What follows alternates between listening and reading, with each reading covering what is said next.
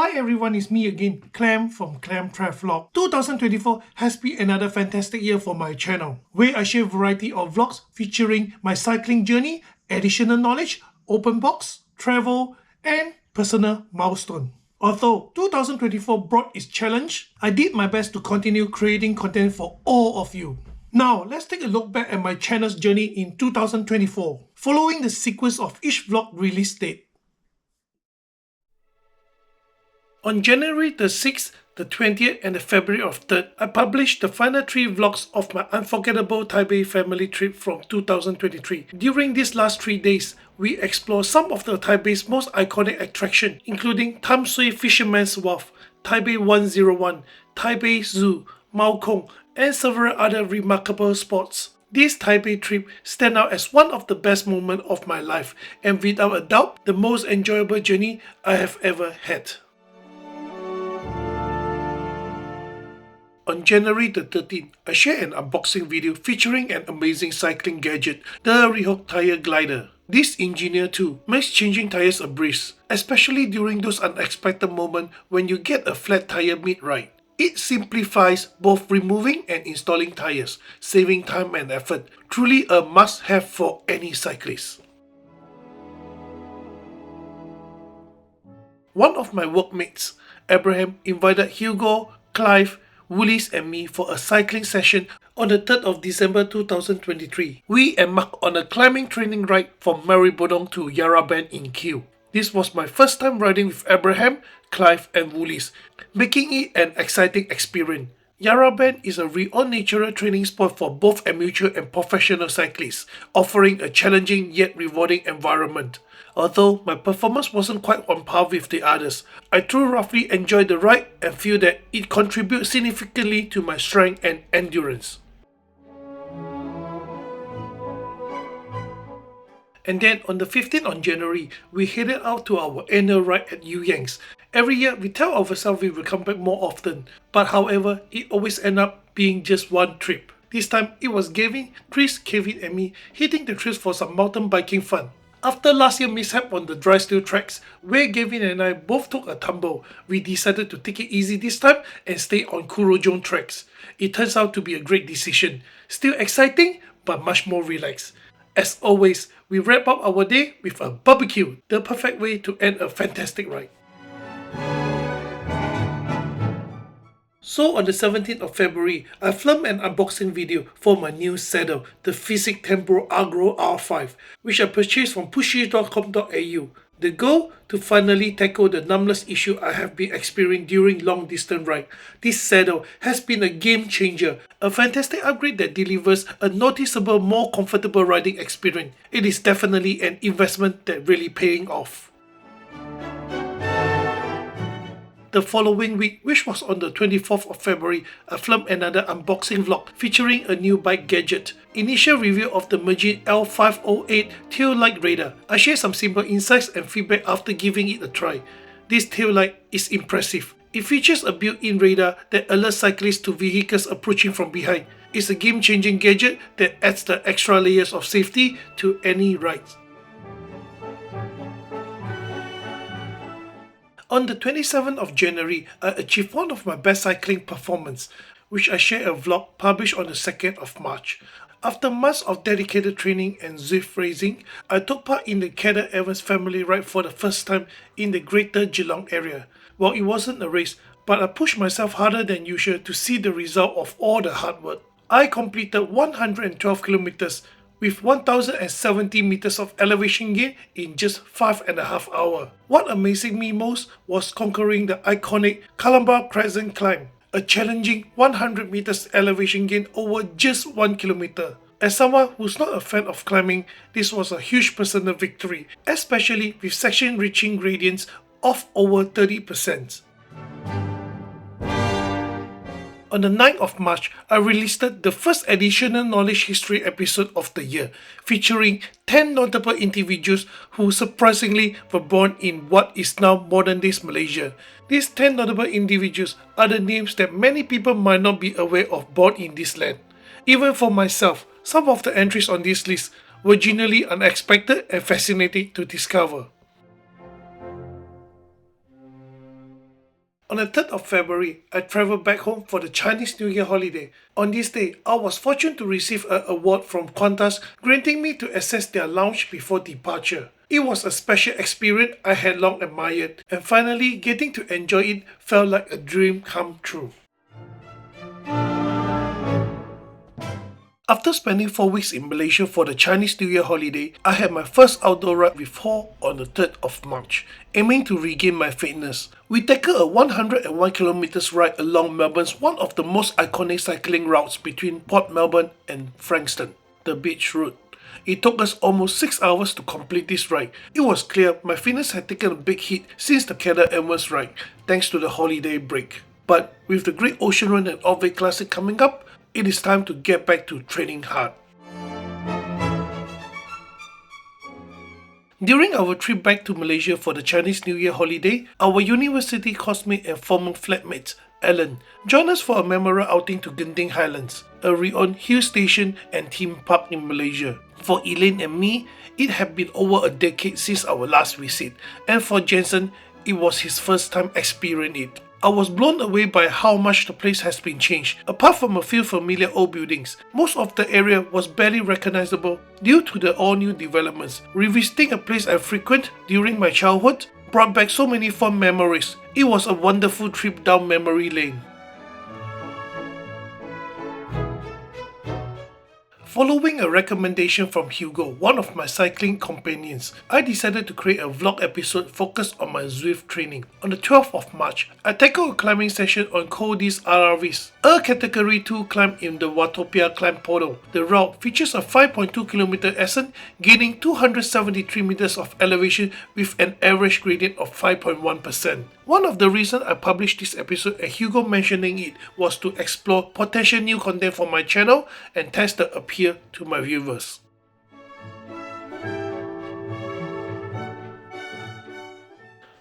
One of the highlights of my Chinese New Year holiday in Malaysia was revisiting Langkawi, a renowned tourist destination in the northwestern region of Malaysia Peninsula. The last time I visited was when I was 18.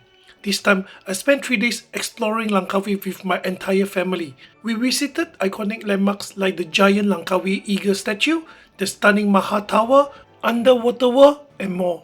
It was another wonderful family getaway, and I captured the experience in 3 separate vlog episodes published on the 13th and 27th of April and the 11th of May. On the 20th of April, I published a vlog showcasing one of the cycling trails in Western Melbourne, the Kurore Creek Trail. This trail spans 28 kilometers between Caroline Spring and Altona North, but it can be tricky to navigate due to the numerous turns off and a lack of clear sign. Without prior knowledge of the route, staying on track is quite challenging. However, the trail is worth exploring as it passes by several historical landmarks, making it a great choice not just for cycling but also learning about the area's rich history.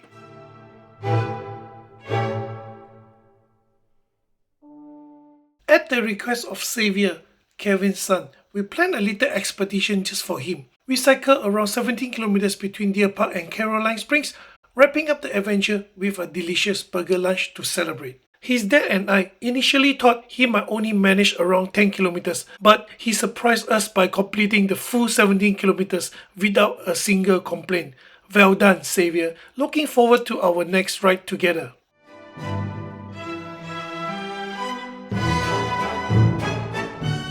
In preparation for the Great Ocean Road and Off-Way Classic, Hugo and I decided to do a pre-event training ride early in the morning on the 14th of April.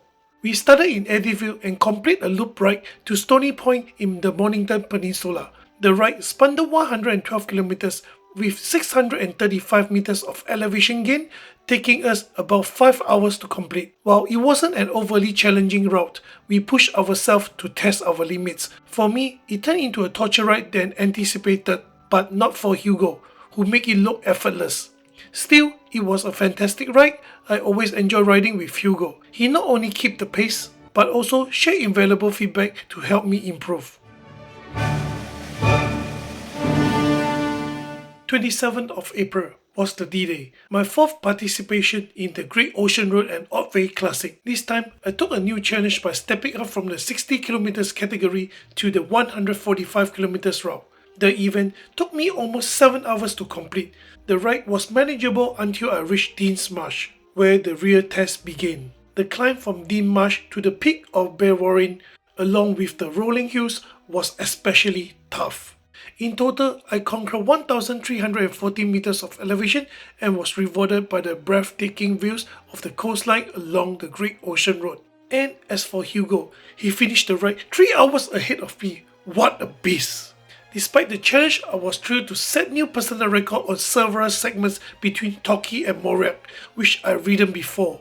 Unfortunately, my cycling journey slowed down significantly after this event, thanks to the persistent bad weekend weather and increasing work commitments.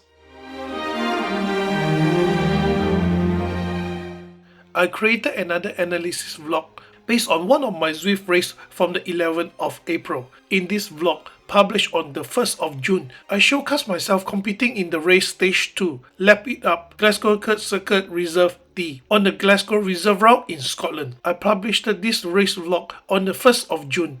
The race covered 19 kilometers with 206 meters of elevation, which I completed in 35 minutes. However, I wasn't particularly impressed with my effort. To gain insights, I invited Hugo, one of my cycling companions, also an experienced Zwift racer, to review my performance of this race. With his expertise, he offered plenty of valuable feedback, which I share in a follow-up episode published on the 15th of June. On the 8th of June, I share another additional knowledge episode, offering a brief history behind the names of 19 different suburbs, townships and localities I passed through during my Great Ocean Road and Otway Classic. These including Torquay, Lorne, Anglesey and more. Some of these naming histories are sure to blow your mind.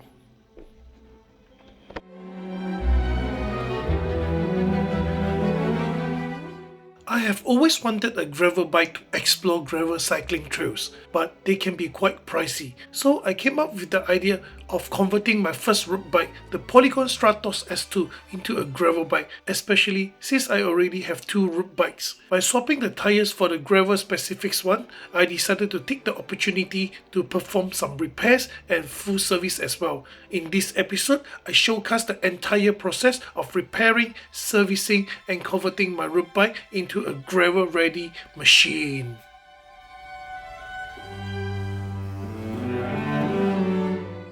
On the 22nd of June, I explored another cycling trail in Melbourne's western suburb, the Taylors Creek Trail. This short trail spans approximately 7 kilometers, running between Taylors Lakes and Kilo Downs.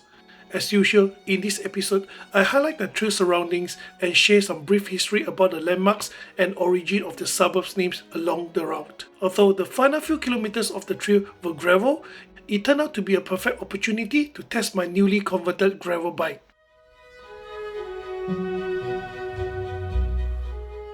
As a special surprise for Jensen's birthday, I organised a family trip to Perth from the 2nd of July to the 5th of July.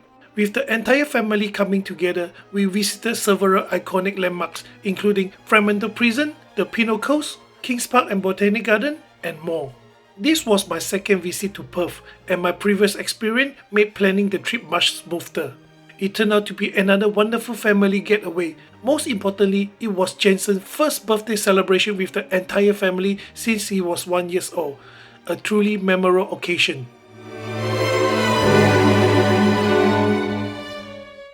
On the 21st of July, I share another trail introduction vlog, this time focusing on the Sunshine Footscray Trail, a route I have ridden many times.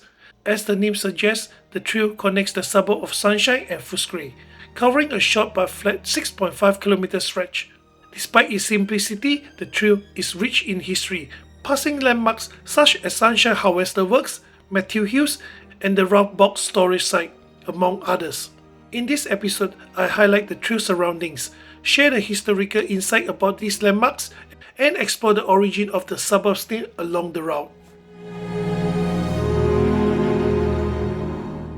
During my family visit from Malaysia, I took them to the Hanging Rocks in the Macedon Range on the 9th of July. This iconic formation, created approximately 6.25 million years ago by a volcanic eruption, is steeped in nature beauty and history. Despite the wet and windy conditions, we put in a solid effort to hike to the peak via the walking tracks. The challenge was well worth it, as we were rewarded by the breathtaking views of the Macedon Range from the top. It took nearly 4 years for my channel to reach the 500 subscribers milestone. The growth has been extremely slow, but honestly, I don't mind. I always treat this channel as a way to document life memories and focus on connecting with viewers who generally enjoy my content. As promised, to celebrate this milestone, I released a Q&A episode on the 10th of August, where I answered 20 questions submitted by my viewers.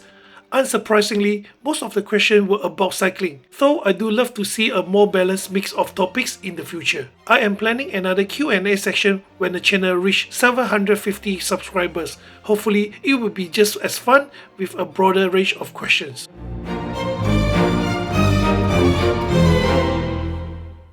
I noticed many content creators highlight a hidden gem in Melbourne, so I decided to take my family to explore it on the 11th of July. It turned out to be an absolutely worthwhile visit. Located in Hillsville, the Maroondah Reservoir is a stunning sight, built in the 1920s as Melbourne's third water source. With its serene surroundings and the scenic beauty, it is a perfect destination for a day trip, offering a peaceful escape from the hustle and bustle of city life.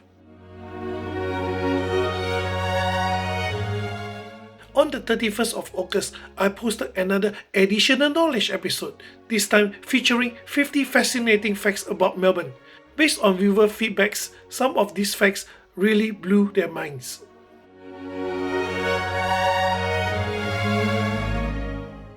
I decided to pick up karate again, a passion I left behind 20 years ago. This time, I am training with GKR Australia to fulfill my childhood dream of earning a black belt. On the 28th of September and 10th of October, I published 2 separate vlogs showcasing some of my karate katas, including Saifa, Pasadai, Sionchin, and the 5 Heian katas. This episode weren't meant to show off, but rather to serve as a personal record, allowing me to track my progress over time. It is easier for me to measure improvement in Saifa, Pasadai, and Sionchin, as these katas are part of GKR training. However, the Heian katas are not included in the curriculum.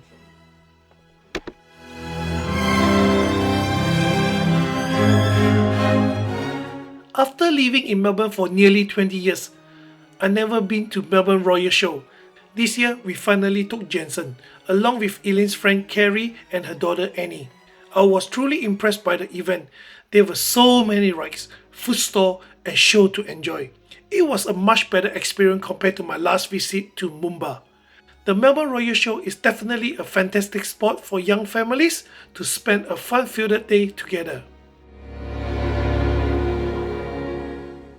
Cycling has slowly become a big influence on Jensen, thanks to him regularly watching my cycling vlogs. From riding a baby bike to now riding a kid's bike, Jensen dreams of being like his daddy and exploring places by bike. This year, I registered him for his first ever cycling event around the bay on the 6th of October. To my amazement, he completed the entire 17 kilometers family ride category.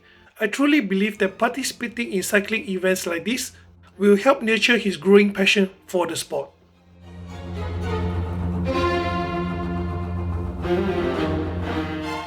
After talking about it for 2 years, Chris and I finally made a plan to try golf. Neither of us had ever played before, but with some motivation from Gavin, we decided to give driving range a go. It was a fun but challenging experience. Golf requires far more skill and techniques than I initially expected. I am glad I took the chance to try something new, and who knows, it might be something I explore more seriously in the future. By the way, we played at the driving range at Verby Park Golf Club on the 11th of October. On the 9th of November, I revisited one of my favorite cycling trails, the Merry Creek Trail, which is one of the most iconic trails in Melbourne, which spans 18 kilometers between Clifton Hill and Faulkner. I share my experience of the trail on the 16th of November, highlighting the scenic surroundings and, as always, providing some extra insights into the suburb name origins and the historical landmarks along the route.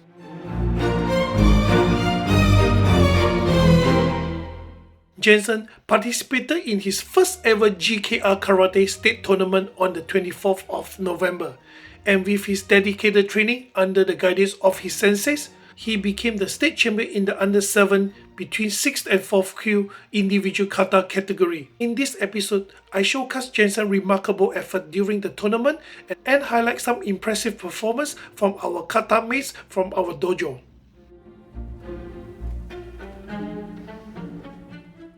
First of December, it was a memorable day for me as I finally graduated from the orange belt to green belt in GKR Karate.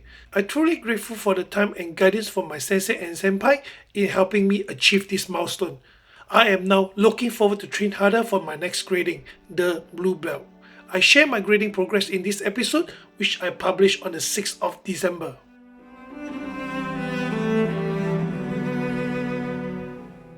In the final episode of the year, I take you along on a casual early morning ride with Chris and his friends. We rode from Werribee Town Centre to Werribee Mansion via Werribee River Trail. But our ride was cut short when we encountered a fenced-off river crossing bridge, preventing us from reaching the mansion. Despite the setback, we managed to complete 14 kilometers and end the ride with a relaxing coffee on Bottom Street. The ride was a lot of fun, and it was great to meet new friends. I'm definitely looking forward to more rides together in the future. Alright, here's all the wrap up for the 2024. This year, I features 41 episodes. So in summary, the first half of the year was quite productive, but things slowed down dramatically in the second half, especially with cycling. This is mainly due to the persistent bad weather and my increasing work commitment. But on the bright side, I decided to retake my karate, a discipline I haven't practiced over 20 years. This helped me to stay active and provide a new focus during this challenging time. Thankfully, my love in history allowed me to create and share vlogs packed with historical knowledge, keeping my channel content diverse and engaging. In 2024, I gained 173 subscribers. While the growth was relatively slow and with some viewers unsubscribing along the way, I am actually okay with it, as I can't please everyone. And I'm not here to create content solely for gaining viewers. My channel is a space to share what I enjoy and to document lifetime memories, which is the essence of my vlogs. Looking back, 2024 may not have been as great as the previous years, but I strive to bring more content in 2025. While the Great Ocean Road and Otway Classics just around the corner, I am motivated to get back on saddle and ride more. For those viewers like my cycling journey, I hope this is a good news. I'm Clem from clemtravlog. Thank you for watching and supporting me throughout the years. And I'm looking forward for a more fantastic 2025. Until next time, take care and I will see you soon. Bye bye. So fast finished already. Thank you for watching. Don't forget to subscribe to the channel and click the like and share out. Leave a comment if you have any feedback for us. I see you next time. Boom.